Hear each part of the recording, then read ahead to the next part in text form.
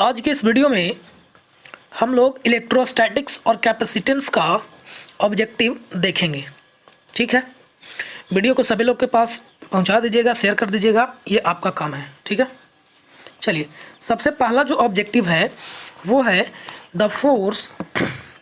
इसको थोड़ा जूम कर लेते हैं, देखिए यहाँ पे द फोर्स क्वेश्चन नंबर 1 में है the force between two charge is 120 Newton. दो चार्ज मान लीजिए कि दो कोई चार्ज है, दो चार्ज के बीच बोल रहा है कि इन दोनों के बीच जो फोर्स लगता है वो कितना है, 120 न्यूटन है। ठीक बात है। आगे बोल रहा है if distance between the two charges the charges is double. अगर इसके बीच के डिस्टेंस को क्या कर दिया जाए, दो गुना कर दिया जाए तो फोर्स का वैल्यू क्या होगा। हम लोग जानते हैं फोर्स बराबर जो फार्मूला होता है K(Q1 Q2 by are square होता है, यानी इन्वर्सली प्रोपोर्शनल होता है डिस्टेंस के, जहाँ पे आर क्या होता है, दोनों चार्ज के बीच का डिस्टेंस, यानी इन्वर्सली प्रोपोर्शनल है। तो देखिए, तो आर का वैल्यू पहले था तो मान लेते हैं कि F1 का वैल्यू अभी इतना है, 120 है। ठीक है, आर का वैल्यू कुछ होगा। अब बोल रहा है कि आर का वैल्यू डिस्टेंस का वैल्यू कितना कर दिया जाए, बिटवीन चार्ज 2 टाइम्स कर दिया जाए। देखिए, तो इसको 2 टाइम्स कर दिया जाए तो फिर इसका स्क्वायर अगर होगा तो 4, यानी फोर्स का वैल्यू क्या हो जाएगा, 1/4 हो जाएगा। यानी टोटल जो फोर्स पहले 120 लग रहा था उसमें क्या कर देंगे, 1/4 से क्या कर देंगे, मल्टीप्लाई कर देंगे। 1/4 से मल्टीप्लाई करेंगे या दूसरे शब्द में बोले तो 4 से डिवाइड कर देंगे। तो आंसर इसका कितना आ जाएगा, आंसर क्या हो जाएगा इसका 120/4 यानी कितना, 30 न्यूटन। यानी आंसर इसका क्या हो जाएगा, बी। ठीक है, अगला क्वेश्चन देखिए। और उसके बाद क्वेश्चन नंबर 2 में देखिए the mass of electron is equal to, ये बताने का जरूरी नहीं है कितना होता है, 9.11 × 10⁻⁻31 kg। ठीक है, क्वेश्चन नंबर 3 में देखिए as per Coulomb's law. Coulomb's law क्या बोलता है, जो अभी हमने फोर्स लिखा F बराबर K(Q1 Q2 by are square, वो कौन बोलता है, कुलाम्स लॉ का ही तो था। देखिए, तो इसमें K नहीं है, इसमें है, देखिए Q1 Q2 बाई 4πε0d, लेकिन यहाँ पे d है, ये भी नहीं होगा, ये भी नहीं होगा, ये भी नहीं होगा। कौन सा हो जाएगा ये, Q1 Q2 बाई 4πε0 और एप्सिलॉन और डी स्क्वायर। 1/4πε0 एप्सिलॉन और को ही क्या बोलते हैं हम लोग, के बोलते हैं। ठीक है, यानी क्वेश्चन नंबर 3 का ऑप्शन नंबर क्या हो जाएगा, ऑप्शन नंबर हो जाएगा ई। अगला क्वेश्चन नंबर देखिए, क्वेश्चन नंबर 4 में क्वेश्चन नंबर 4 में है the electric field intensity eight A point. मान लीजिए कोई यहाँ पे चार्ज है, ठीक है, इस चार्ज से किसी पॉइंट पे इलेक्ट्रिक फील्ड इंटेंसिटी कितना है, 200 न्यूटन है, और वो डिस्टेंस बोल रहा है कि 4 मीटर डिस्टेंस है। सिंपल बात याद रखिए। और यहाँ पे कितना है, न्यूटन पर कूलम क्या है, इलेक्ट्रिक फील्ड इंटेंसिटी का वैल्यू, या जिसको हम लोग इलेक्ट्रिक फील्ड स्ट्रेंथ भी बोलते हैं। If distance is reduced to 2 metre, यानी पहले 4 था, अब डिस्टेंस क्या कर दिया जा रहा है, 2 कर दिया जा रहा है। डिस्टेंस को इस बार क्या कर दिया जा रहा है, कम कर दिया जा रहा है। हम लोग जानते हैं इलेक्ट्रिक फील्ड का जो फार्मूला होता है F/Q होता है, या एक और इसी को हम लोग बोलते हैं K(Q/R स्क्वायर। फोर्स में सिर्फ क्या होता था, 2 Q यहाँ पे होता, 2 चार्ज होता था, लेकिन यहाँ पे 1 चार्ज। यहाँ पे भी देख रहे हैं कि इन्वर्सली प्रोपोर्शनल है, R के यानी डिस्टेंस के जिस पॉइंट पे चार्ज है और जहाँ पे कैलकुलेट करना है इलेक्ट्रिक फील्ड, उनके बीच के डिस्टेंस के इन्वर्सली प्रोपोर्शनल होता है, स्क्वायर के इन्वर्सली प्रोपोर्शनल होता है। तो आप देख पा रहे हैं कि यहाँ पे डिस्टेंस का वैल्यू क्या हो रहा है, 2 गुना कम रहा है, 2 गुना क्या हो रहा है, कम रहा है।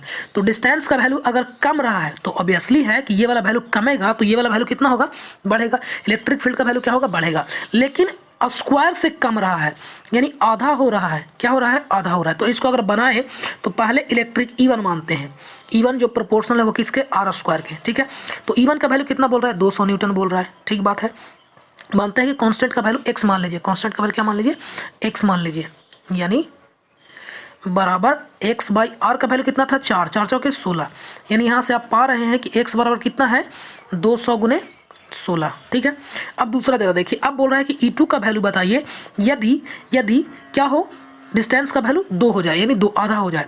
तो x का वैल्यू हमने रख दिया, x का वैल्यू रख दिया कितना, 200 × 16 और बटा डिस्टेंस का वैल्यू 2 दूना 4। तो इसको काट दीजिए, 4 से कितना बार में कट जाएगा, 4 चौके 16, 4 दूना 800 न्यूटन पर कूलम क्या हो जाएगा, आंसर हो जाएगा। सिंपल शब्दों में आप देख सकते हैं कि 2 का आधा हो रहा है, 4 का 2 आधा है, यानी क्या हो जाएगा, 4 गुना बढ़ जाएगा। क्यों, क्योंकि आप डिस्टेंस को क्या कर रहे हैं, कम कर रहे हैं, डिस्टेंस को आधा कर रहे हैं, यानी फोर्स का वैल्यू क्या हो जाएगा, आधा का स्क्वायर से, यानी 2 का 1/2 कर रहे हैं तो 2 का स्क्वायर 4 गुना क्या हो जाएगा, फिर डायरेक्टली आप 200 × 4 भी कर सकते हैं, कितना, 800 क्या हो जाएगा, इसका आंसर हो जाएगा। ठीक है, अगला क्वेश्चन देखिए, क्वेश्चन नंबर 5 में इलेक्ट्रिक इंटेंसिटी इलेक्ट्रिक इंटेंसिटी या इलेक्ट्रिक फील्ड इंटेंसिटी बात बराबर है।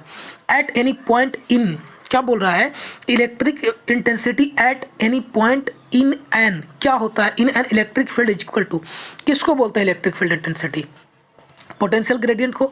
बिल्कुल आप पढ़े होंगे, हम बताए थे आपको कि E बराबर एक फार्मूला तो अभी बताएं के क्यू बाई आर स्क्वायर, और एक दूसरा फार्मूला भी बताए हैं V बाई डी, या डिस्टेंस V बाई एल भी होता है, dV बाई dt भी कहीं पे लिखा हुआ दिखेगा, dd या dr, इस तरीके से, यानी इसको बोलते हैं पोटेंशियल ग्रेडियंट। तो इलेक्ट्रिक फील्ड इंटेंसिटी बराबर पोटेंशियल ग्रेडियंट भी होता है, ठीक बात है। तो इसका आंसर क्या हो जाएगा, 5 का A हो जाएगा, ठीक है। 6 क्वेश्चन नंबर में देखिए, the line of force due to charge particle are always. सुनिए, जब भी कोई हम चार्ज पार्टिकल को कंसिडर करते हैं, आप एक ही चार्ज पार्टिकल मानिए, क्या एक ही चार्ज पार्टिकल मानिए, मान लीजिए पॉजिटिव, तो ये कहाँ जाकर खत्म होता है, इनफाइनाइट पे। तो इनफाइनाइट पे जाकर के एक पॉइंट पे खत्म हो जाएगा, तो ये ऑलवेज, इसको आप याद रखना है कि हमेशा क्या होता है, ये कर्व होता है, ठीक है।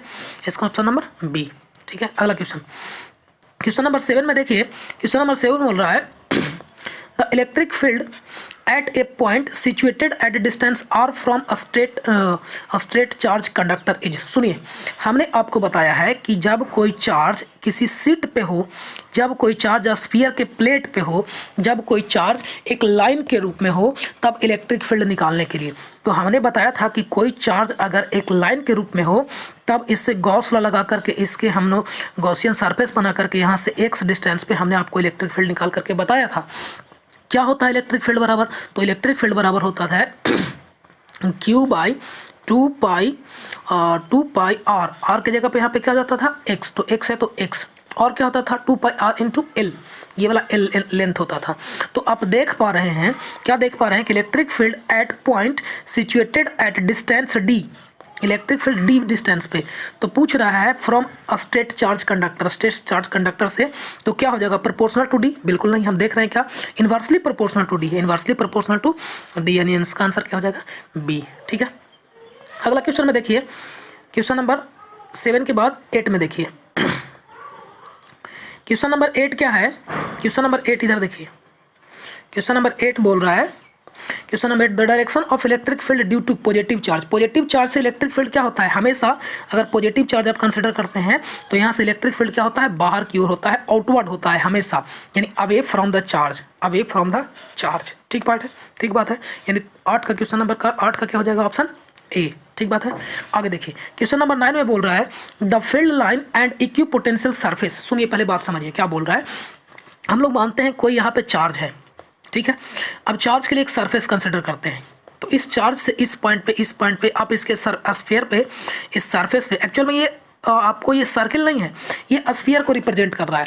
तो इस चार्ज से आप आर डिस्टेंस इधर जाइए, इधर जाइए, इधर जाइए, किसी भी पॉइंट पे जाइएगा, तो उस पॉइंट पे आपको क्या होगा, हमेशा जो पोटेंशियल का वैल्यू होगा सेम होगा। पोटेंशियल बराबर क्या जानते हैं, V बराबर क्या फॉर्मूला जाता है, के क्यू बाई आर, यानी R का वैल्यू सेम है, चार्ज का वैल्यू सेम है, K का वैल्यू सेम होता है, यानी यहाँ से R डिस्टेंस किसी पे भी जाइएगा, तो इस सरफेस पे, कौन से सरफेस पे, इस सरफेस पे, ये वाला सरफेस पे आपको क्या दिखेगा, इलेक्ट्रिक पोटेंशियल का वैल्यू सेम दिखेगा। अब बोल रहा है कि इक्यू पोटेंशियल सरफेस पे, तो ये इक्यू पोटेंशियल ये हो गया, इक्यू पोटेंशियल सरफेस पे फील्ड लाइन देखें तो इस तरीके से जा रहा है, हमेशा इस सरफेस पे क्या होते हैं, परपेंडिकुलर होते हैं, तो इसका आंसर क्या हो जाएगा, ऑलवेज एट 90 डिग्री, ठीक बात है। क्वेश्चन नंबर 10 में देखिए, क्वेश्चन नंबर 10 क्या बोल रहा है, क्वेश्चन नंबर 10 बोल रहा है the ability of charge body to exert force on another is attributed to the existence of. कोई चार्ज बॉडी, एक चार्ज बॉडी ये मान लेते हैं, एक चार्ज बॉडी ये मान लेते हैं और दूसरा चार्ज बॉडी ये मान लेते हैं, ठीक है, कोई भी चार्ज हो, पॉजिटिव नेगेटिव, इससे कोई फर्क नहीं पड़ता है।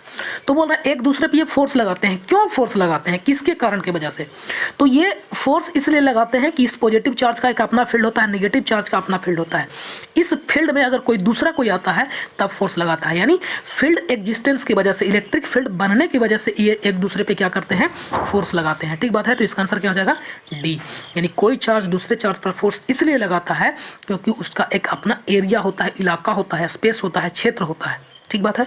तो क्वेश्चन नंबर 10 का आंसर क्या हो जाएगा, डी। आगे देखते हैं क्वेश्चन नंबर 11 का, if the sheet of a bakelite is inserted between the plate of an air capacitor the capacitance will. सुनिए क्या बोल रहा है, कैपेसिटेंस का फॉर्मूला हम लोग क्या जानते हैं, C बराबर epsilon not epsilon R by A into D. अब बोल रहा है कि पहले ये एयर कैपेसिटर था, ठीक है, तो एयर के लिए इसका वैल्यू कितना होता है, एयर का वैल्यू 1 हो जाता है, इसका वैल्यू 8.854 × 10⁻⁻12 होता है। अब बोल रहा है कि एयर के जगह पे आप क्या इंसर्ट कर दे, आप एयर के जगह पे इंसर्ट कर दे क्या, बेकेलाइट। तो बेकेलाइट का जो रिलेटिव परमिटिविटी होता है डाइलेक्ट्रिक कांस्टेंट का वैल्यू होता है एयर का 1 होता है, इससे क्या होता है, ज़्यादा होता है। तो बताइए कि आप रिलेटिव परमिटिविटी के वैल्यू को बढ़ा रहे हैं तो कैपेसिटेंस का वैल्यू बेकेलाइट को जब इंसर्ट करेंगे तो बढ़ेगा कि नहीं बढ़ेगा, ऑब्वियसली बढ़ेगा, यानी इसका आंसर क्या हो जाएगा, इंक्रीज करेगा, तब उसका कैपेसिटेंस का वैल्यू क्या होगा, इंक्रीज, यानी 11 का क्या हो जाएगा, बी। ठीक है, चलो अगला क्वेश्चन देखिए 12 का। A capacitor store 0.24 coulomb at 10 volt its capacitance. C का वैल्यू पूछ रहा है कि क्या होगा यदि, क्या दिया हुआ है, यदि चार्ज स्टोर कितना कूलम्ब करता है, क्यू का वैल्यू कितना करता है 0.24, एट वोल्ट भी का वैल्यू कितना है 10 वोल्ट। तो बताइए कि क्यू सी का वैल्यू कितना होगा। सी बराबर क्या होता है, हम लोग जानते हैं क्यू बराबर क्या होता है सी भी, तो सी बराबर क्या, क्यू बाई भी, भी से डायरेक्टली इसमें भाग देना है तो 0 एक और लगा देंगे, यानी 0.024 आंसर हो जाएगा। ठीक बात है, ये हो जाएगा क्या इसका आंसर, ये आंसर क्या हो जाएगा ए, 12 का एप्पल। ठीक है, अगला क्वेश्चन देखिए 13 में, for making a capacitor, capacitor बनाने के लिए it is better to select the dielectric having. सुनिए क्या बोल रहा है कि कैपेसिटर बनाना है आपको, तो कैपेसिटर अभी हमने बताया कि E nought into E R A by D होता है, डिस्टेंस बिटवीन बोथ प्लेट। तो बोल रहा है कैपेसिटर बनाना है, तो आप क्या चाहते हैं, आप चाहते हैं कि कैपेसिटेंस का वैल्यू जितना ज़्यादा हो, जितना ज़्यादा कैपेसिटेंस का वैल्यू होगा उतना ही बेहतर होगा। तो कैपेसिटेंस का वैल्यू आप अगर बेहतर करना चाहते हैं तो रिलेटिव परमिटिविटी का वैल्यू भी क्या होना चाहिए, हाई होना चाहिए, यानी आंसर क्या हो जाएगा 13 का बी। ठीक बात है, अगला क्वेश्चन देखिए 13 के बाद 14 में बोल रहा है the unit of capacitance are, capacitance का यूनिट क्यू बराबर हम लोग क्या जानते हैं सी भी। तो बताइए तो सी बराबर क्या हो जाएगा क्यू बाई भी, क्यू का होता है कूलम्ब और भी का होता है वोल्ट, कूलम्ब पर वोल्ट, कूलम्ब पर वोल्ट का और भी नाम होता है फराड नाम होता है। ठीक है, तो कूलम्ब पर वोल्ट मिल रहा है, कहीं पे मिल रहा है, बिल्कुल, यानी 14 का आंसर हो जाएगा बी। ठीक बात है, कूलम्ब पर वोल्ट या फराड भी बोलते हैं, तो फराड चूंकि ऑप्शन में नहीं है तो इसलिए आंसर क्या हो जाएगा इसका बी। ठीक है, अगला क्वेश्चन देखिए 14 के बाद क्वेश्चन नंबर 15 देखिए, क्वेश्चन नंबर 15 बोल रहा है if three 15 microfarad capacitance are connected in series. चूंकि हम लोग जानते हैं कि जब हम लोग सीरीज में कैपेसिटर को कनेक्ट करते हैं तो हम लोग इसको कैसा इक्विवेलेंट निकालते हैं, पैरेलल, रजिस्टर के पैरेलल वाला जैसा, एक 15, दूसरा 15, तीसरा भी कितना है 15, तो तीनों को अगर सीरीज में कनेक्ट करते हैं तो 15 को हम लोग रजिस्टर के कंपेयर में पैरेलल के जैसा हम लोग क्या करते हैं, यूज करते हैं। यानी जब कैपेसिटर सीरीज में कनेक्टेड है तो टोटल इक्विवेलेंट अगर निकालना हो तो हम लोग कैसे कैलकुलेट करेंगे, 1/C1 + 1/C2 + 1/C3 इस प्रकार से। तो आप पाएंगे कि अगर 15 है तो इक्विवेलेंट रेजिस्टेंस कितना हो जाएगा, 5 हो जाएगा। ठीक बात है, डायरेक्टली सेम का है तो 3 से डायरेक्टली भागा दे देंगे, तो कितना हो जाएगा 15 माइक्रोफराड का हो गया। अगला क्वेश्चन देखिए 16 में बोल रहा है if 10 microfarad capacitance are connected in parallel then net capacitance. अभी बताया हम, रजिस्टर का जस्ट उल्टा अरेंजमेंट इसमें होता है। अगर सीरीज में कनेक्टेड हो कैपेसिटर तो रजिस्टर के पैरेलल के अरेंजमेंट के जैसा यूज करेंगे, अगर पैरेलल में कनेक्टेड हो तो रजिस्टर के सीरीज के जैसा यूज करेंगे। तो बताइए ये किस में कनेक्टेड है, पैरेलल में, तो रजिस्टर में सीरीज में कैसे यूज होता है, डायरेक्टली जोड़ देते हैं। तो यहाँ पे अगर पैरेलल में कनेक्टेड है तो सी इक्विवेलेंट बराबर क्या होता है, C1 + C2 + C3। तो 10, 10, 20, 10, 30 कितना आंसर हो जाएगा, 30 माइक्रोफराड क्या हो जाएगा, इसका आंसर हो जाएगा। ठीक है, 16 का आंसर कितना हो जाएगा, बी। क्वेश्चन नंबर 17 देखिए, क्वेश्चन नंबर 17 बोल रहा है a dielectric material must be. Dielectric material क्या होना चाहिए, हमने आपको बार बार बताया है कि इंसुलेटर होना चाहिए। कैपेसिटर बोलते ही हैं कि जब दो कंडक्टिंग प्लेट के बीच में कोई इंसुलेटिंग मटेरियल हो, तो डाइलेक्ट्रिक इसी को तो बोलते हैं जो इसको बीच इंसुलेटिंग मटेरियल डालते हैं, इसी को डाइलेक्ट्रिक बोलते हैं। तो डाइलेक्ट्रिक कैसा होना चाहिए, ऑब्वियसली है कि इंसुलेटर होना चाहिए। अगर इंसुलेटर नहीं होगा तो फिर कैपेसिटर बनेगा कहाँ से, यानी क्या होना चाहिए इसका आंसर ये, यानी क्या होना चाहिए बी। ठीक बात है, इंसुलेटर। ठीक है, क्वेश्चन नंबर 18 का देखिए electrolytic capacitor can be used for. Electrolytic capacitor, आप इसको याद रख लीजिएगा। इलेक्ट्रोलिटिक कैपेसिटर जब बनता है तो उसके बीच जो इंसुलेटिंग मटेरियल डाला जाता है वो इलेक्ट्रोलाइट होता है। आप लोग बैटरी अगर पढ़े होंगे तो उसमें इलेक्ट्रोलाइट बताया होगा, एक सोल्यूशन होता है। सोल्यूशन कहने का मतलब क्या, वाटर के जैसा या कुछ किसी चीज़ का भी सोल्यूशन, लेकिन इंसुलेटिंग होना चाहिए। तो जो इलेक्ट्रोलाइट कैपेसिटर होता है क्या बोलते हैं, किसको बोलते हैं, तो जैसे हम लोग एयर यूज कर रहे थे डाइलेक्ट्रिक के रूप में, माइका यूज कर रहे थे, सेरामिक यूज कर रहे थे, पेपर यूज कर रहे थे, उस प्रकार से इलेक्ट्रोलाइट यूज किया जाता है। तो जो कैपेसिटर बनता है उसका नाम होता है इलेक्ट्रोलिटिक कैपेसिटर। और इलेक्ट्रोलिटिक कैपेसिटर सिर्फ और सिर्फ डीसी पे वर्क करता है, किस पे, डीसी पे वर्क करता है। तो 18 का क्या हो जाएगा आंसर ए। ठीक है, क्वेश्चन क्वेश्चन नंबर 19 क्या है देखिए, the capacitance of a capacitor is not affected by. Capacitance बराबर क्या फार्मूला जानते हैं, सी बराबर हम लोग फार्मूला जानते हैं, क्या जानते हैं, E nought E R A by D, जहाँ पे ए होता है एरिया ऑफ प्लेट, डी होता है डिस्टेंस बिटवीन बोथ प्लेट। अगर इस प्रकार से हो तो इसके बीच का डिस्टेंस, ये बताता है मीडियम के परमिटिविटी को, मीडियम का क्या प्रॉपर्टी है। तो कौन सा अफेक्ट नहीं करता है, तो जरा ऑप्शन में देखिए, डिस्टेंस बिटवीन बोथ प्लेट बिल्कुल ये अफेक्ट करता है, एरिया ऑफ प्लेट बिल्कुल ये भी अफेक्ट करता है, thickness of plate, thickness of plate का फॉर्मूला कहीं पे दिख रहा है, कोई फैक्टर नहीं, यानी आंसर क्या हो जाएगा सी। 19 का क्या हो जाएगा सी, ठीक है। क्वेश्चन नंबर 20 में देखते हैं, 20 बोल रहा है the capacity of cylindrical capacitor. Cylindrical capacitor का कैपेसिटी क्या होता है, हमने शायद आज ही आपको क्लास में बताया था सिलेंड्रिकल कैपेसिटर का कैपेसिटी क्या होता है, बताए थे 2 pi epsilon nought epsilon R L by log D by R, जहाँ पे डी बड़ा वाला होगा और आर छोटा वाला होगा, इसी को R2 बाई R1 भी कर सकते हैं। तो आंसर क्या हो जाएगा जरा देखिए, 2 pi epsilon not E R, इसमें एल नहीं है, ध्यान रखिएगा इसमें एल नहीं है, तो एल नहीं है तो पर यूनिट लेंथ के लिए यहाँ पे कैलकुलेट कर लिया गया है, पर यूनिट लेंथ के लिए, तो एल का वैल्यू क्या हो जाएगा 1। तो बताइए इसमें से कौन सा दिख रहा है, ये वाला में नहीं होगा चूंकि ई आर का स्क्वायर है। ये ऑप्शन देखिए 2 pi epsilon nought epsilon R log E R2 by R1, R2 बड़ा वाला हो जाएगा, R1 छोटा वाला डिस्टेंस हो जाएगा। सिलेंड्रिकल कैपेसिटर कैसे बनता है, इस प्रकार से। दूसरा जरा देख लीजिए, इसमें इस प्रकार से सिलेंड्रिकल कैपेसिटर बनता है, ठीक है। तो यहाँ से यहाँ जो डिस्टेंस होगा, ये वाला छोटा वाला आर हो जाएगा और ये वाला बड़ा वाला आर हो जाएगा, मतलब डिस्टेंस समझ रहे हैं आप, आर मतलब आधा कर देंगे तो इस प्रकार के लिए जो कैपेसिटेंस का वैल्यू होता है क्या होता है 2 pi epsilon nought epsilon are. अगर ये लेंथ हम लोग कितना मान लें, एल मान लें, तो यहाँ पे एल हो जाता है। एल अगर नहीं दिया हुआ इसका मतलब क्या है कि लेंथ हम लोग कितना मान लिए हैं, यूनिटी लेंथ मान लिए हैं, ठीक बात है। तो इस आंसर क्या हो जाएगा डी आंसर हो जाएगा, ठीक है। क्वेश्चन नंबर 20 के बाद 21 में चलिए, विच of the following is not a vector, कौन सा इसमें वेक्टर नहीं है। मोमेंटम जहाँ पर भी आता था वो वेक्टर हो जाता है, मोमेंटम क्या होता है वेक्टर होता है, चाहे लीनियर हो या एंगुलर हो, ठीक है। इलेक्ट्रिक फील्ड हम लोग जानते हैं कि इलेक्ट्रिक फील्ड में क्या होता है, वेक्टर क्वांटिटी होता है। बचा कौन सा आपका ऑप्शन डी, यानी इलेक्ट्रिक पोटेंशियल कैसा क्वांटिटी है, स्केलर क्वांटिटी है, और हमने इस बात पे चर्चा विशेष रूप से चर्चा किया था, ठीक बात है। ऐसा नहीं है कि इसको फेजर के जैसा नहीं जोड़ते हैं, वेक्टर के जैसा हम लोग जोड़ घटाव करते हैं, लेकिन है कौन सा क्वांटिटी है, ये स्केलर क्वांटिटी, हम लोग इसको फेजर के जैसा जोड़ते हैं, ठीक है। आगे जरा देखिए क्वेश्चन नंबर 22 में, electric flux in A coulomb emanating from any surface of A cube containing C coulombs of charge at its centre is. सुनिए क्या बोल रहा है, हम लोग जानते हैं, हम आपको बताए थे क्या बना करके, क्यूब बना करके बताए थे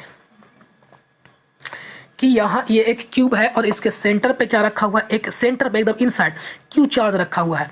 तो किसी एक सरफेस से इसमें से कितने फ्लक्स निकलेंगे, बबुआ यही पूछ रहा है। सुनिए क्या बोल रहा है, इलेक्ट्रिक फ्लक्स इन, इस प्रकार से सरफेस है, इलेक्ट्रिक फ्लक्स इन, ये तो मीटर गया है,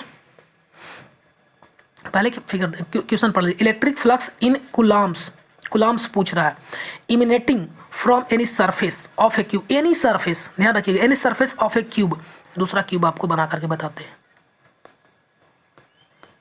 ठीक है। Any surface of A cube containing C coulomb, यानी ये चार्ज कितना रख रहा है, containing C coulomb of A charge at any entrance at its centre, centre पे क्या रखा हुआ है C, एक्चुअल में यहाँ पे Q रखा हुआ है, समझिए बात को, Q चार्ज रखा हुआ है। तो पूछ रहा है कि किसी सरफेस से कितना होगा, हमने आपको बताया था इसके कितने सरफेस होंगे, 1 2 3 4 5 6, टोटल सरफेस कितने होंगे 6, और हर एक सरफेस से जो फ्लक्स का वैल्यू निकलता है, टोटल फ्लक्स निकलता है Q by epsilon note. 6 surface से कितना, Q by epsilon note, 6 surface से जो टोटल फ्लक्स निकलेगा, टोटल फ्लक्स का वैल्यू, टोटल जो चार्ज इनक्लोज हो रहा है वो, और बटा इप्सिलॉन नोट, या अगर कोई परमिटिविटी होता तो इप्सिलॉन आर। अब पूछ रहा है किसी एक सरफेस से, तो एक सरफेस से के लिए क्या कर दें, 6 से भागा दे देंगे, यानी Q by 6 epsilon note, Q by 6 epsilon note, actual में यहाँ पे ई नहीं है, इप्सिलॉन नोट लिखा हुआ है, तो इसका आंसर क्या हो जाएगा डी। कहाँ से ये पढ़े थे, ये रूल कहाँ से पढ़े थे, गॉस लॉ में पढ़े थे, कुछ याद आ रहा है, गॉस लॉ ही तो बताया था कि किसी सरफेस से जो टोटल फ्लक्स का वैल्यू होगा, जितना वो चार्ज इनक्लोज कर रहा था, और जो रिलेटिव परमिटिविटी और परमिटिविटी का जो होता है रेशियो के क्या होता है, बराबर होता है। गॉस लॉ के अकॉर्डिंग ये फार्मूला लगाएं, क्योंकि एक सरफेस से पूछ रहा था इसलिए क्या हो जाएगा ये वाला वैल्यू, ठीक बात है। अगला क्वेश्चन आते हैं क्वेश्चन नंबर 22 के बाद 23 में। 23 क्या बोल रहा है, 2 metal plate distance D apart from a capacitor value C farad. क्या बोल रहा है कि 2 मेटल प्लेट दो मेटल प्लेट है और दोनों के बीच डिस्टेंस कितना है d। Apart from a capacitor of c farad, इसके कैपेसिटेंस का वैल्यू कितना है c farad. Another metal plate of thickness d/2, इसका एक दूसरा प्लेट है जिसका थिकनेस कितना है d/2 and of same area, area कितना है same, inserted between this two plate, इसके बीच में क्या कर दिया जाता है, लगा दिया जाता है। समझिए बात को, इसका एरिया डिस्टेंस कितना है d/2, टोटल डिस्टेंस था d, इसका d/2 है, तो बताइए यहाँ पे कितना कितना बचेगा, ये दोनों मिलाकर के d/2 होगा। समझिए बात को जरा, हम दूसरा कलर में कर देते हैं इसको। देखिए ये वाला जो आपको एरिया दिख रहा है ये हो गया कितना d/2, टोटल था d, तो बचा कितना, ये वाला और ये वाला मिलाकर के कितना हुआ d/2, और ये दो भाग में बांटेंगे तब कितना हो जाएगा d/4, यानी d/4 यहाँ पे और d/4 यहाँ पे। समझ रहे बात को। अब ये दो कैपेसिटर बन गया, एक कैपेसिटर ये और एक कैपेसिटर ये। कौन सा कैपेसिटर, जरा देखिए, कलर चेंज कर देते हैं आपको। देखिए इस प्रकार का, यानी एक कैपेसिटर ये बन रहा है और एक कैपेसिटर ये बन रहा है, और दोनों किस में कनेक्टेड है, दोनों सीरीज में कनेक्टेड है। समझ रहे बात को। और कैपेसिटेंस का वैल्यू, डिस्टेंस का वैल्यू कितना हो गया, आप d/4 हो गया, d/4 हो गया। तो पूछ क्या रहा है, देखिए inserted in the between the this to plates capacitance of this 3 plate capacitor will be, 3 plate capacitor का कैपेसिटेंस क्या होगा एज कम्पेयर टू पहले वाला। तो पहले वाला का कैपेसिटेंस क्या होता, E0a/d। ठीक बात है। अब दोबारा का पूछ रहा है कि C' का वैल्यू क्या होगा, क्या होगा, तो दो का कैपेसिटर है और किस में है, सीरीज में कनेक्टेड है। तो बताइए सीरीज में कनेक्टेड रहने के बाद क्या होता है, देखिए जरा, यानी ε0 a बाई कितना हो जाएगा d/4, कितना हो जाएगा d/4 होगा ना। डिस्टेंस कितना हो गया, एक प्लेट ये और एक प्लेट ये, कितना डिस्टेंस हो गया d/4। तो बताइए कितना हो जाएगा, इसका वैल्यू क्या है, इसका वैल्यू क्या है c, तो c/4, ये 4 ऊपर चला जाएगा तो 4 टाइम्स क्या हो जाएगा, ज़्यादा वैल्यू हो जाएगा। ठीक बात है। यानी कैपेसिटेंस किसी एक का कितना हो जाएगा, capacitance of this 3 plate capacitor will be कितना हो जाएगा, 4 टाइम्स हो जाएगा। ठीक बात है, ज़्यादा हो जाएगा। किससे ज़्यादा हो जाएगा, किससे ज़्यादा हो जाएगा, तो पहले वाला से। ठीक है। क्वेश्चन नंबर 23 के बाद आइए, 23 के बाद 24 में क्वेश्चन नंबर 24 क्या बोलता है, the electric field in side of A hollow metallic, क्या बोल रहा है, electric field in side of A hollow metallic charge, ये चार्ज है, हॉलो मेटालिक स्फीयर है और इसके इन साइड पूछ रहा है कि इलेक्ट्रिक फील्ड का वैल्यू। तो चूंकि हम लोग जानते हैं कि फ्लक्स पॉजिटिव चार्ज से आउटवर्ड होता है ना कि इनवर्ड होता है, तो फ्लक्स ही नहीं कुछ इन साइड है तो इलेक्ट्रिक फील्ड का वैल्यू कुछ होगा। फ्लक्स बराबर हम लोग जानते हैं, क्या जानते हैं कि फ्लक्स बराबर Q/ε0। क्यों कुछ इनक्लोज ही नहीं हो रहा, जिस एरिया में इनसाइड आप कंसिडर कर रहे हैं, इनसाइड कोई चार्ज इनक्लोज ही नहीं हो रहा है। अगर आउटसाइड बोलते तब आउटसाइड में ये वाला चार्ज क्या होता, घिरता उस एरिया से, उस स्फीयर से, उस एरिया से, उस रीजन से जहाँ पे आप कैलकुलेट करना चाह रहे थे। लेकिन जहाँ पे आप कैलकुलेट करना चाह रहे हैं इनसाइड में, वहाँ अगर कोई आप गॉसियन सरफेस बनाते हैं तो कोई चार्ज ही नहीं इनक्लोज हो रहा है, कोई चार्ज ही नहीं घेर रहा है, तो इलेक्ट्रिक फील्ड का वैल्यू क्या होता है, 0 होता है। कहाँ पे, तो किसी चार्ज स्फीयर के इनसाइड। हमेशा इस बात को आप याद रख सकते हैं, किसी चार्ज स्फीयर के इनसाइड जो इलेक्ट्रिक फील्ड का वैल्यू होता है वो क्या होता है, 0 होता है। तो आंसर क्या हो जाएगा, सी। ठीक है। क्वेश्चन नंबर 24 का क्या हो जाएगा, 0। ठीक बात है। क्वेश्चन नंबर 25 का देखिए, क्वेश्चन नंबर 25 क्या बोल रहा है, a conducting body has surface charge density of ये sigma coulomb per metre square, the field intensity at surface will be, surface पे इलेक्ट्रिक फील्ड इंटेंसिटी का क्या होगा, बताइए। बोल रहा है conducting body has uniform surface charge density, surface charge density बराबर क्या जानते हैं, क्यू बाई एरिया, यही तो जानते हैं surface charge density. The field intensity at surface will be, surface पे इंटेंसिटी का वैल्यू क्या होगा, बताइए क्या होगा, इलेक्ट्रिक फील्ड इंटेंसिटी का वैल्यू हम लोग जानते हैं क्या, क्यू बाई। अब अलग अलग चीज़ के लिए अलग अलग हो गया। देखिए तो एक ये वाला प्लेट के लिए भी हम लोग निकालते थे, प्लेट के लिए भी हम लोग क्या निकालते थे, इलेक्ट्रिक फील्ड इंटेंसिटी निकालते थे। स्फीयर के लिए भी हम लोग सरफेस चार्ज डेंसिटी से ही कैलकुलेट करते थे। कौन वाला ऑप्शन मिल रहा है आपको, बताइए तो जरा। आप पाएंगे देखिए तो हमने बताया था एक प्लेट के लिए, अगर ये प्लेट था एक प्लेट था तो इस प्लेट से x डिस्टेंस पे हमने आपको इलेक्ट्रिक फील्ड का वैल्यू निकाल करके बताया था। कितना था, तो कितना था, सिग्मा बाई इप्सिलॉन था, सिर्फ और सिर्फ 2 इप्सिलॉन था। लेकिन जब दो प्लेट कंसिडर किए तो इनके बीच क्या हो गया था, सिग्मा बाई इप्सिलॉन। कौन सा ऑप्शन आपको मिल रहा है, देखिए तो ये ऑप्शन मिल रहा है, यानी आंसर क्या हो जाएगा इसका ए। कहीं पे भी आप नहीं देख रहे हैं कि बाकी ये सब मिलने लायक है, क्योंकि यहाँ पे क्वेश्चन में ये नहीं बताया गया है कि कौन सा स्फीयर के लिए या प्लेट के लिए। तो जो ऑप्शन हमको सबसे बेस्ट लग रहा है वो लगाएंगे, तो आंसर क्या हो जाएगा 25 का ए। ठीक है, क्वेश्चन नंबर 26 में चलिए, two plate of parallel plate capacitor. देखिए, two parallel plate capacitor after being charge from a constant voltage source, constant voltage source से इसको चार्ज करने के बाद constant voltage source are separated apart by means of insulated handle. इसके distance को क्या किया जाता है, बढ़ाया जाता है, डिस्टेंस के बढ़ाया जाता है। चार्ज करने के बाद सुनिए, इसको पहले एक वोल्टेज सोर्स से चार्ज कर देते हैं, यानी चार्ज का वैल्यू आप क्या हो गया, कांस्टेंट हो गया, आप चेंज नहीं होगा। अब बोल रहा है कि किसी हैंडल के द्वारा इसको हम लोग क्या करते हैं, डिस्टेंस को बढ़ाते हैं। तो सी बराबर हम लोग क्या जानते हैं, सी बराबर हम लोग जानते हैं epsilon A by D. Distance को वैल्यू को आप बढ़ा रहे हैं तो ऑब्वियसली कैपेसिटेंस के वैल्यू को क्या कर रहे हैं, कम कर रहे हैं। कैपेसिटेंस के वैल्यू को क्या कर रहे हैं, आप कम कर रहे हैं, ध्यान रखिएगा। और हम लोग एक और जानते हैं Q बराबर सी भी, कैपेसिटेंस के वैल्यू को कम कर रहे हैं तो वोल्टेज का वैल्यू ऑब्वियसली क्या होगा, बढ़ेगा। वोल्टेज का वैल्यू क्या होगा, बढ़ेगा। ऑप्शन देखिए इसमें, वोल्टेज अक्रॉस प्लेट इंक्रीजेज, बिल्कुल वोल्टेज क्या हो जाएगा, इंक्रीज होगा। ठीक बात है। क्वेश्चन नंबर 26 का क्या हो जाएगा, ए। क्वेश्चन नंबर 27 में आइए, if AC voltage is applied to capacitive circuit, कोई कैपेसिटिव सर्किट में AC वोल्टेज अप्लाइड करते हैं, the alternating current can flow in the circuit because, alternating current हमेशा कैपेसिटिव सर्किट से क्यों फ्लो होते रहता है, क्यों, क्योंकि अल्टरनेटिंग करंट में एक बार करंट का वैल्यू मैक्सिमम पहुंचता है, एक बार करंट का वैल्यू जीरो हो जाता है। तो ये करंट का वैल्यू जब चार्ज होने के बाद फिर डिस्चार्ज होता है, इस प्रकार से चार्ज होता है, डिस्चार्ज होता है, चार्ज होता है, डिस्चार्ज होता है। इस प्रकार से AC सर्किट के लिए ये जो सर्किट होता है कैपेसिटिव सर्किट अलाउ करता है, करंट का फ्लो होने देता है। लेकिन जब आप DC सर्किट देते हैं तो DC सर्किट में जैसे ही इस टाइम के बाद मैक्सिमम जो आ जाता है, इतना दूर के लिए DC सर्किट काम करता है। DC सर्किट में कैपेसिटर इस ट्रांजिएंट वैल्यू के लिए सिर्फ क्या करता है, काम करता है। ठीक बात है, इस ट्रांजिएंट वैल्यू के लिए सिर्फ और सिर्फ काम करता है, लेकिन AC के लिए पूरा का पूरा के लिए कैपेसिटर क्या करता है, काम करता है। तो क्यों काम करता है AC में, वही पूछ रहा है। Varying voltage produces charging and discharging current, charging and discharging current provide करके AC सर्किट के लिए कैपेसिटर हमेशा क्या करता है, काम करते रहता है। तो इसका आंसर क्या हो जाएगा, ए हो जाएगा। ठीक बात है। क्वेश्चन नंबर 27 के बाद 28 में आइए, voltage across applied voltage applied across a ceramic dielectric produces an electrolytic field 100 times greater than air। Air के कंपेयर में 100 गुना क्या करता है, ज़्यादा वोल्टेज अप्लाई वो सस्टेन कर सकता है। What will be the value of dielectric constant, dielectric constant का वैल्यू ऑब्वियसली 100 गुना ज़्यादा है, तो 100 गुना ज़्यादा हो जाएगा, यानी उसका डाइलेक्ट्रिक कांस्टेंट क्या हो जाएगा, 100 गुना ज़्यादा हो जाएगा। तो आंसर इसका क्या हो जाएगा, ऑप्शन 28 का बी हो जाएगा। ठीक है क्वेश्चन। अगला क्वेश्चन देखिए, 29 में है, which of the following statement is correct, कौन सा स्टेटमेंट इसमें से करेक्ट है। एयर कैपेसिटर है black band to indicate the outside foil. हमको नहीं पता है क्या है, ऑप्शन ए में होगा कि नहीं होगा। करेक्ट पूछ रहा है ना, देखिए ऑप्शन करेक्ट पूछ रहा है, तो ये वाला देख रहे हैं, ये वाला नहीं पता है कि सही है कि गलत है। बी में देखते हैं, electrolytic capacitor must be connected in the correct polarity. बिल्कुल, जब इलेक्ट्रोलिटिक कैपेसिटर बनता है तो एक उसका पॉजिटिव दिखा जाता है, एक निगेटिव, यानी उसका पोलरिटी पता होना चाहिए। क्योंकि ये किस पे काम करता है, DC पे काम करता है, और DC का पोलरिटी क्या होता है, फिक्स होता है।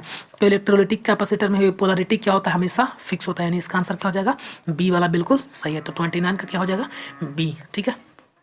क्वेश्चन नंबर 29 के बाद देखिए 30 में, the dissipation factor of good dielectric is order of, सुनिए डिसिपेशन फैक्टर क्या होता है। जैसे कोई कैपेसिटर बनता है तो कैपेसिटर में लॉसेस कम होने चाहिए, और एक्चुअल में लॉस किस में होता है, सिर्फ और सिर्फ आर में लॉस होता है। बोलिए कैपेसिटर में क्या होता है, तो कैपेसिटर में एनर्जी को स्टोर करता है, ना कि कैपेसिटर में एनर्जी लॉस होता है। तो रेजिस्टेंस का वैल्यू जितना हो सके कम होना चाहिए, तब इसमें लॉसेस भी क्या होंगे, कम होंगे। और रेजिस्टेंस का वैल्यू कम होगा तब डिसिपेशन फैक्टर किस बात पर डिपेंड करता है, इस पे। एक्चुअल में tan अल्फा एक फार्मूला होता है, tan ये इस प्रकार से tan डेल्टा, उसके बराबर एक फार्मूला होता है R/XC, इस प्रकार से IR/IXC। तो डिसिपेशन फैक्टर का वैल्यू, अगर कैपेसिटर को आप बेहतर बनाना चाहते हैं, इसमें कोई लॉस नहीं हो, डिसिपेट नहीं हो, तो डिसिपेशन फैक्टर का वैल्यू जितना हो सके कम हो सके, जितना पॉसिबल हो कम हो। तो कम सबसे आपको कौन दिख रहा है, इसमें सबसे कम ये वाला दिख रहा है, तो आंसर क्या हो जाएगा इसका, ए। ठीक है। क्वेश्चन नंबर 31 में आइए, the total electric flux through any closed surface surrounding charge equal to the amount of charge enclose. हमने बार बार आपको बताया गॉस लॉ क्या बोलता है कि कोई अगर सरफेस से कितना फ्लक्स निकल रहा है, ये किस बात पे डिपेंड करता है कि इसके इनसाइड कितना चार्ज इनक्लोज हो रहा है। ठीक बात है।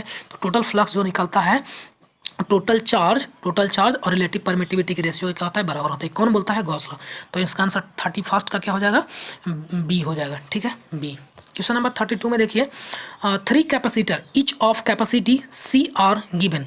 3 कैपेसिटर जिसका कैपेसिटी कितना है, सी है, given. The resultant capacity 2/3 can be obtained by. Capacitor आपके पास है, एक का कैपेसिटर कितना है, कैपेसिटेंस सी है, आपको कैलकुलेट कितना करना है, 2/3। कैसे अरेंजमेंट कीजिएगा, 2/3 आ जाए।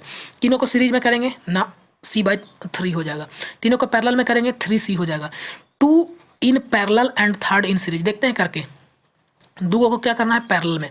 तो पैरेलल में करेंगे तो क्या हो जाएगा, जुट जाएगा, तो 2C हो जाएगा। और एक को किस में कर देंगे, सीरीज में। देखिए क्या होगा, तो 2 × C/3C, सी से 2/3C, बिल्कुल, यानी इसका आंसर क्या हो जाएगा, सी आंसर हो जाएगा। ठीक है। क्वेश्चन नंबर 32 के बाद 33 में देखिए विच of the following parameter variation the capacitance of capacitor remains unaffected. कौन से फैक्टर को आप चेंज कीजिएगा कि कैपेसिटेंस अनअफेक्टेड होगा, कोई प्रभाव नहीं पड़ेगा। नेचर को चेंज कीजिएगा, नेचर किस बात पर डिपेंड करता है, परमिटिविटी पे इफेक्ट पड़ेगा। एरिया पे इफेक्ट करता है। E × A/D बराबर क्या होता है, C होता है, यानी ए चेंज कीजिएगा तो इफेक्ट पड़ेगा। थिकनेस कहीं पे दिख रहा है, इसमें नहीं दिख रहा है। डी क्या है, तो D distance between both plate है, यानी डी आंसर हो जाएगा इसका। डी को, थिकनेस को कुछ चेंज कर दीजिए, मोटा कर दीजिए, पातर कर दीजिए, कोई फर्क पड़ने वाला ना है। तो क्वेश्चन नंबर 33 का क्या हो जाएगा, डी हो जाएगा। ठीक बात है। क्वेश्चन नंबर 34 में आए विच of the following statement is true. कौन सा स्टेटमेंट इसमें ट्रू है, the current in the discharging capacitor grow linearly. सुनिए, जो डिस्चार्जिंग होता है कैपेसिटर का, आप ग्राफ समझिए। जब कैपेसिटर चार्ज करते हैं, जब कैपेसिटर चार्ज होता है तो वोल्टेज उसके अक्रॉस ऐसे बढ़ता है, ठीक है, और करंट का वैल्यू इस तरीके से कमता है। ये चार्जिंग के दौरान है, ठीक है, चार्जिंग के दौरान।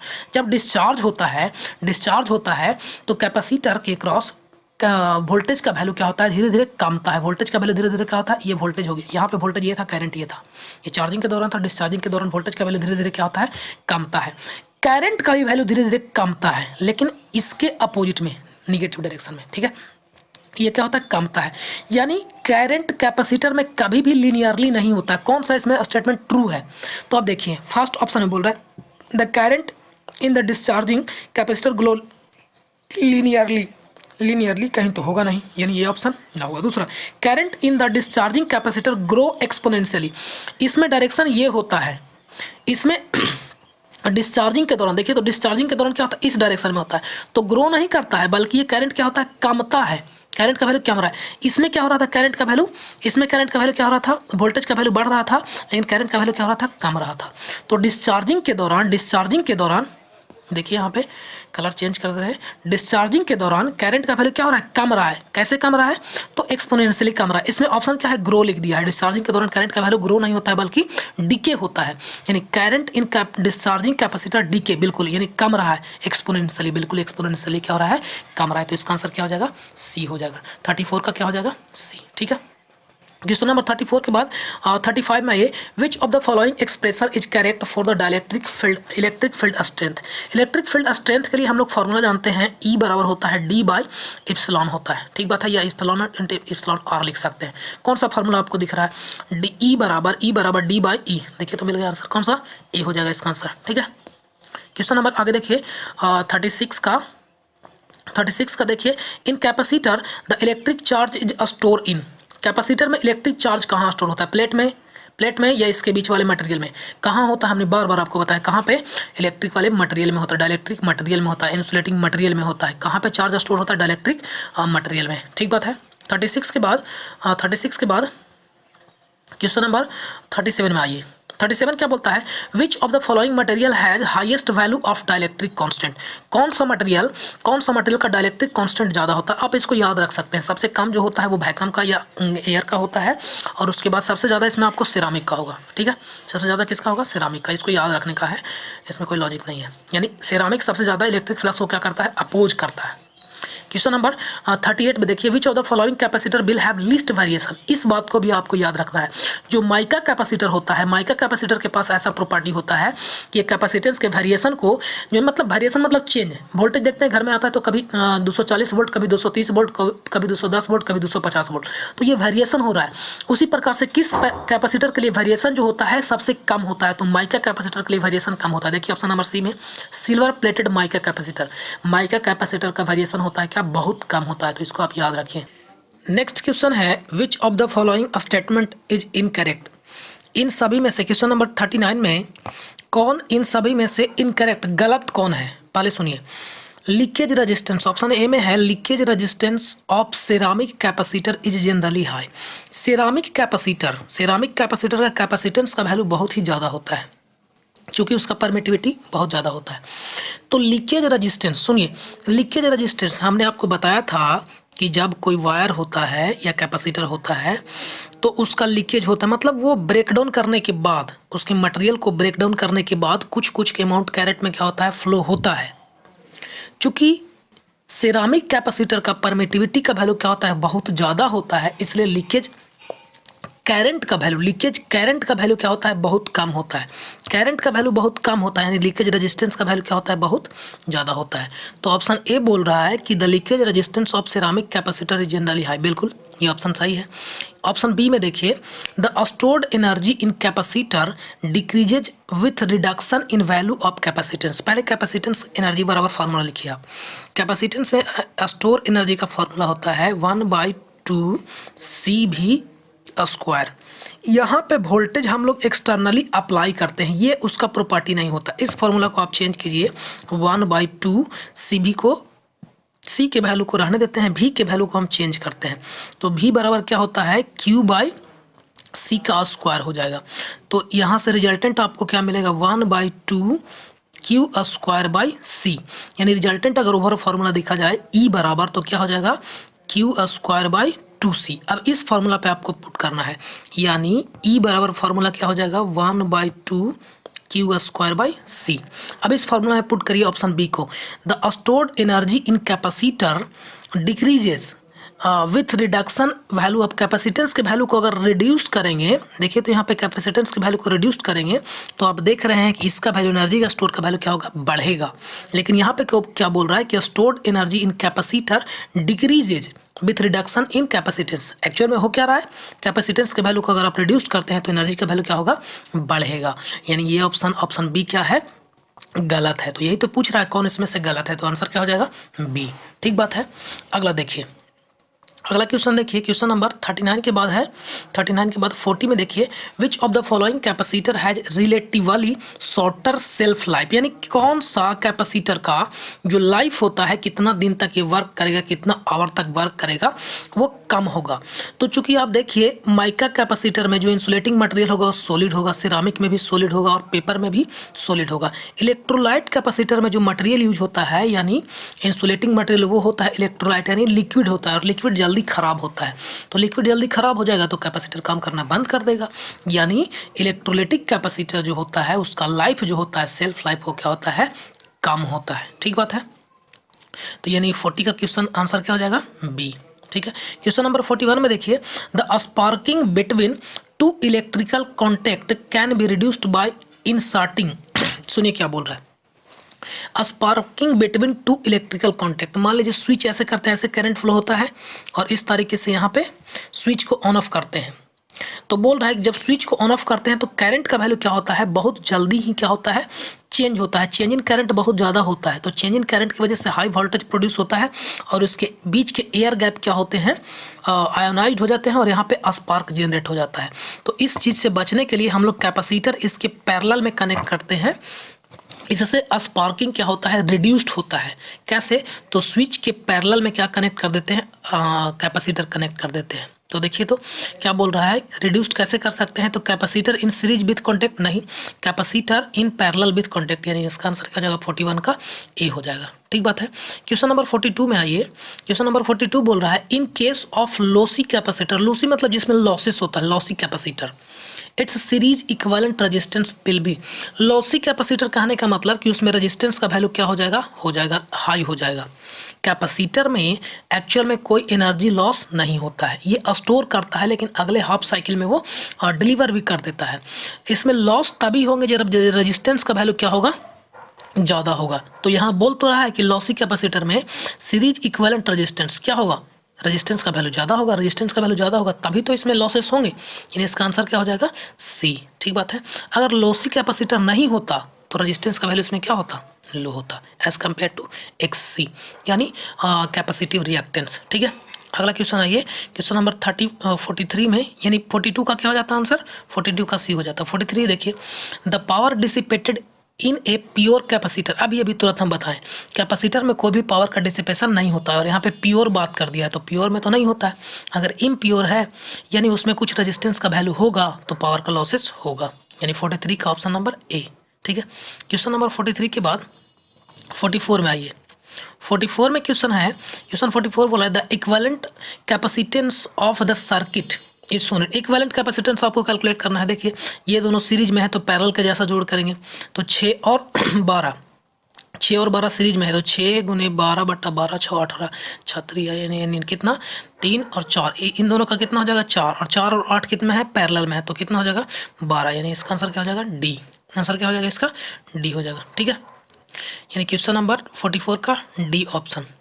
उसके बाद देखिए 44 के बाद 45 में द इन कैपेसिटिव सर्किट में the steady value of applied voltage causes discharge. Steady value की वजह से डिस्चार्ज होता है।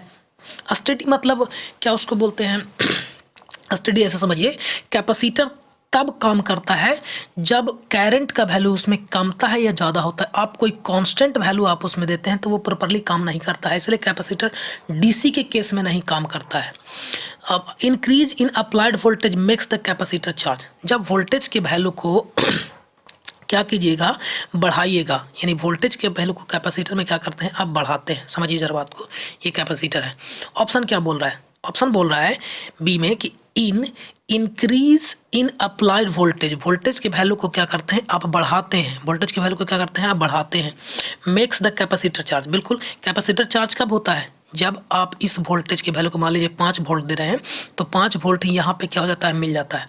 पहले 1 वोल्ट दे रहे थे, 2 वोल्ट दे रहे थे, 3 वोल्ट दे रहे थे, इस तरीके से ये वोल्टेज कैपेसिटर भी क्या होता है चार्ज होता है। जब वोल्टेज के वैल्यू को यहाँ से सोर्स से आप क्या कर रहे हैं बढ़ाते हैं तो कैपेसिटर भी धीरे धीरे क्या होता है चार्ज हो जाता है। लेकिन कितना तक, मैक्सिमम वैल्यू तक, जितना इसका कैपेसिटी होगा उतना ही तक इसको आप चार्ज कर सकते हैं, यानी Q/C के बराबर ही क्या कर सकते हैं इसको चार्ज कर सकते हैं। ऐसा नहीं कि और ज़्यादा वोल्टेज दे दिएगा तो और ज़्यादा चार्ज हो जाएगा। ठीक है, तो इसका आंसर क्या आ जाएगा बी। थोड़ा सा ऑप्शन देख लेते हैं, decrease in applied voltage makes the capacitor charge. नहीं, जब वोल्टेज का वैल्यू आप इसके अक्रॉस डिक्रीज कीजिएगा तब ये चार्ज होगा, बिल्कुल नहीं। तब क्या होगा, वोल्टेज का वैल्यू इसमें कम कीजिएगा तो ये चार्ज नहीं होगा, कैपेसिटर क्या होगा खत्म होगा। आगे है नन ऑफ द अबव, यानी इसका आंसर क्या हो जाएगा बी। ठीक है, 45 का बी।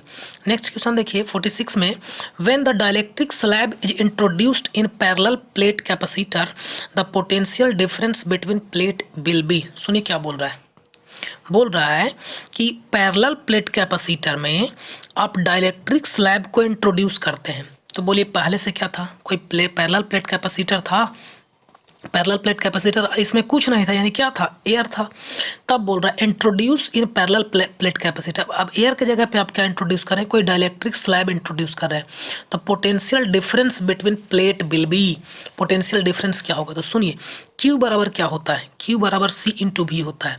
जब आप डाइलेक्ट्रिक स्लैब को इंट्रोड्यूस कीजिएगा, डाइलेक्ट्रिक स्लैब को इंट्रोड्यूस कीजिएगा तो क्या होगा देख लीजिए जरा, A/D। डाइलेक्ट्रिक स्लैब को इंट्रोड्यूस कीजिएगा यानी परमिटिविटी को आप क्या कर रहे हैं बढ़ा रहे हैं। तो बताइए कैपेसिटेंस का वैल्यू क्या होगा बढ़ेगा। कैपेसिटेंस का वैल्यू बढ़ेगा तो चार्ज तो कांस्टेंट है, चार्ज तो कांस्टेंट है। तो बताइए कि वोल्टेज का वैल्यू क्या होगा रिड्यूस्ड होगा, वोल्टेज का वैल्यू क्या होगा रिड्यूस्ड होगा। यानी कहने का मतलब ये हुआ कि जब आप डाइलेक्ट्रिक स्लैब इंट्रोड्यूस कीजिएगा तो वोल्टेज का वैल्यू क्या होगा, इसमें वोल्टेज का वैल्यू क्या होगा रिड्यूस्ड होगा यानी डिक्रीज होगा। तो 46 का क्या हो जाएगा बी। 46 के बाद 47 में आइए, the equivalent capacitance of A capacitor of the circuit shown in the figure. Equivalent capacitance आपको कैलकुलेट करना है, सिंपल है ये दोनों किस में पैरेलल में, तो सीरीज के जैसा 1 और 1 2, ये भी सीरीज में है पैरेलल में है तो 2 और 2 4, ये बाकी सीरीज में है तो इसको जोड़ देंगे तो इसका आंसर 2 2 का कितना हो जाएगा सीरीज में, तो पैरेलल के जैसा 1 और गुने 4 बटा 5 यानी 4/5, जो भी इसका आंसर है 0.8, यानी कौन सा हो जाएगा? ऑप्शन नंबर डी इसका क्या हो जाएगा? आंसर। ठीक है। 47 के बाद 48 में देखिए, 48 बोल रहा है capacitance increases with, capacitance increase कब करता है? कैपेसिटेंस इंक्रीज कब करता है?